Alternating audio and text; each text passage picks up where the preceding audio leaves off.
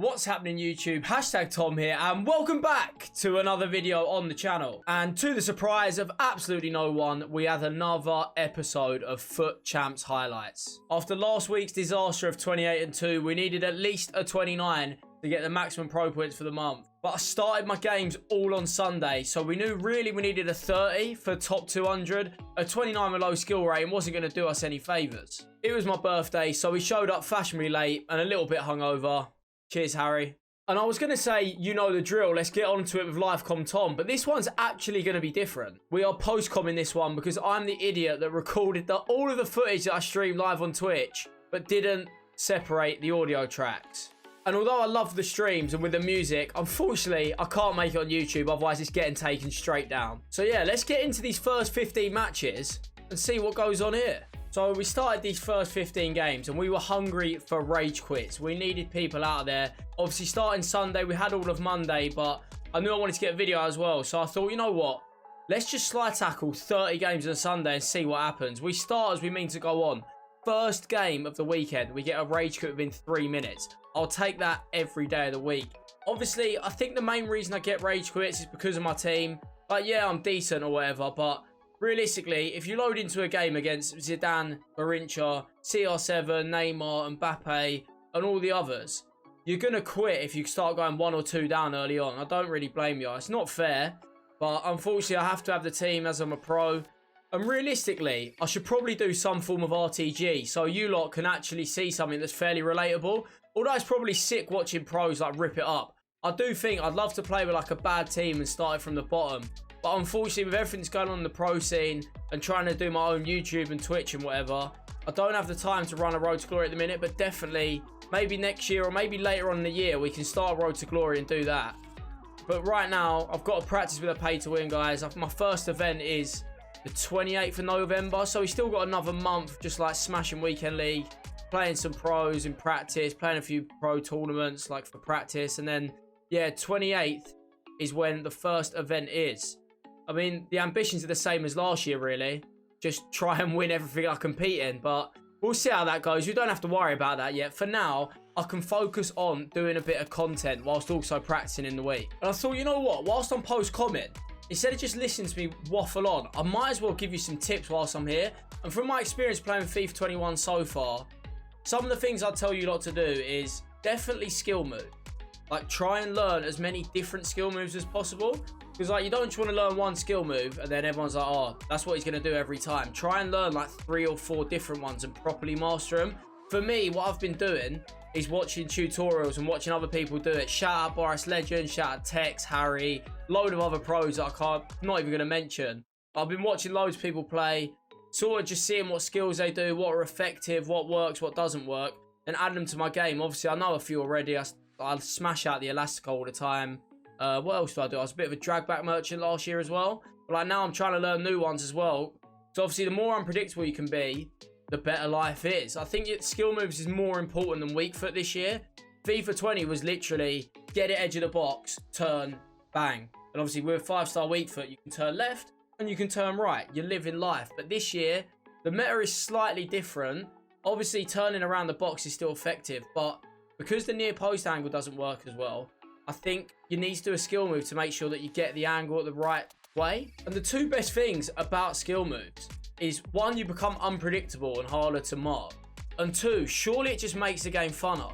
I know loads of people send out hate abuse like, oh, you're not playing football. This is not what football is. But realistically, when is FIFA ever going to be like a proper football simulator? Because the second it is, everyone just parks the bus anyway. So I'd rather sit there and do skills and have fun than play realistic football and play 70 to 90 passes and then just get drowned out on the edge of the box anyway. FIFA 20 was realistic in some aspects, but then everyone just parked the bus, so it doesn't really work. And in terms of defending, on this game, FIFA 21, I'm not that good at it. But I always say to try and be aggressive. Because I feel like the more times you have the ball, the better life is. I remember saying it in Shori's stream and someone picked up on it. Like, if you have the ball, then there's 99% chance they're not going to score. And yeah, if you're aggressive in defence, you might make a few mistakes. But I'd rather do that pressing high than just sit on my own box and wait for my opponent to make a mistake. Because I don't really get fun and enjoyment out of that, to be honest. Some people do. Some people enjoy the art of defending, but it's not really my thing. I'd rather just have the ball as much as possible. And just based on the fact that if I can create more chances than the opposition, then I'll score more goals. Football is a simple game, and it's as simple as that. And if we go on to shooting is very different this year, because last year it was literally near post, and a bit more near post. But this year you can actually get away with most things around the box. Like if you're in the box, you've got a shot, shoot near post, shoot across goal, finesse it. Although I don't have that much enjoyment finessing at the minute, but I've seen a lot of people using it fairly effectively. And the other thing is chipping. I'm sure you probably would have seen it by now, but like you can actually dink the keeper a hell of a lot. It's effective one-on-one as well. I think the best way of scoring one-on-one is either ball rolling the keeper or chipping him. Because sometimes when you shoot across goal one-on-one, it just hits the keeper in the chest. So there's the advice on shooting. Basically, do everything, but if you're one-on-one, ball roll or chip. It's much better this year. I prefer it. I'm sure most people prefer it as well. Like last year was so one-dimensional. It's actually pretty boring to watch at times, especially at a pro level, because you know it's going near post every time. But now there's a lot of unpredictability in it. It's one thing they've worked on, and fair play. It seems better. But if we're going to talk about positives, I'm going to talk about negatives as well. Like the main problem with FIFA 21 for me is the AI blocks. I don't think they should ever really be part of the game, because it's just something that the computer does. Like no player means to do an AI block because the AI do it, you know? Pretty simple equation, ain't it? That was stupid. But anyway, you know what I mean. AI blocks shouldn't really be in the game. I think we had the same issue at the start of FIFA 19. And it sort of feels very unrewarding when you like make the opportunity for a shot and it just hits the centre back who's like Stretch Armstrong with his leg. Do you know what I mean? You've all probably seen that Van Dijk clip where his leg is literally...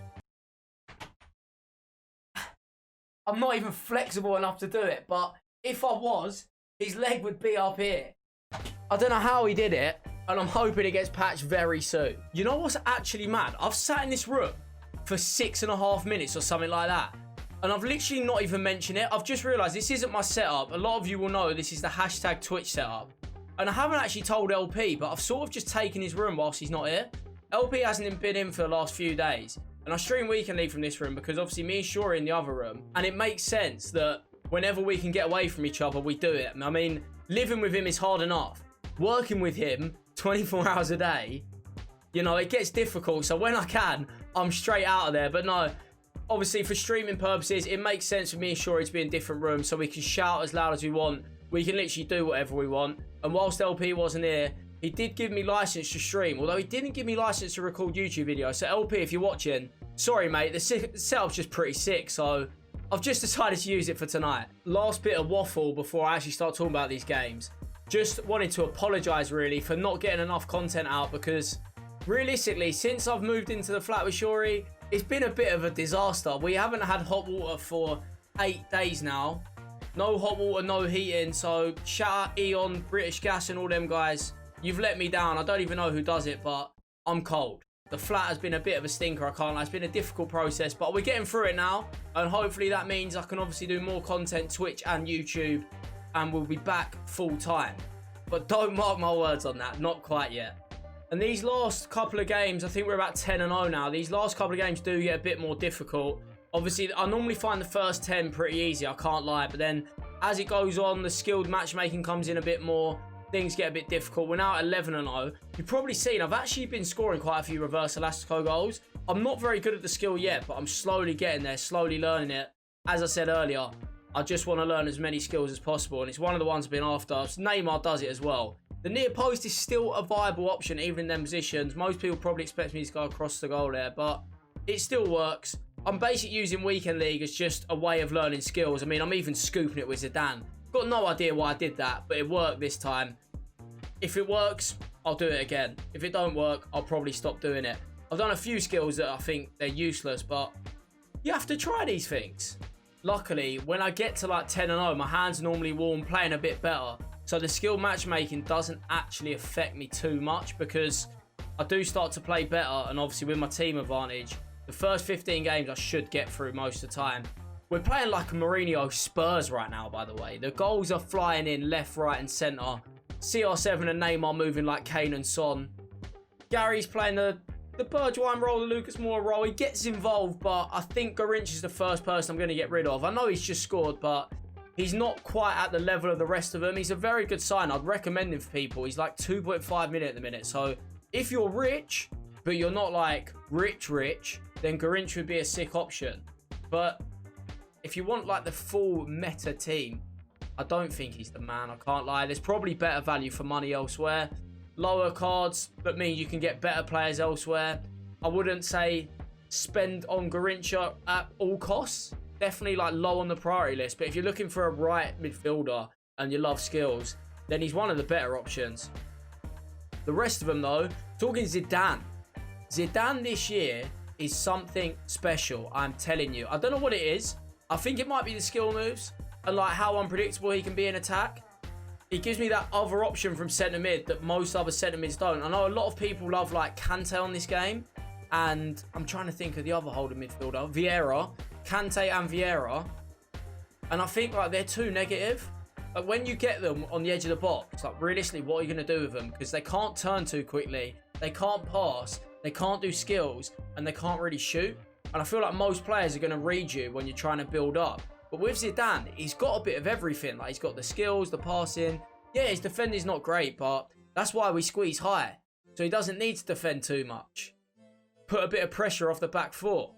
And then the one next to him, Renato Sanchez. I'm sure most of you who have been watching pro gameplay or gameplay in general have kept an eye on FIFA are probably onto Renato Sanchez by now. He was a bit of a hidden gem at the start of the game, but I'm telling you, this guy means business.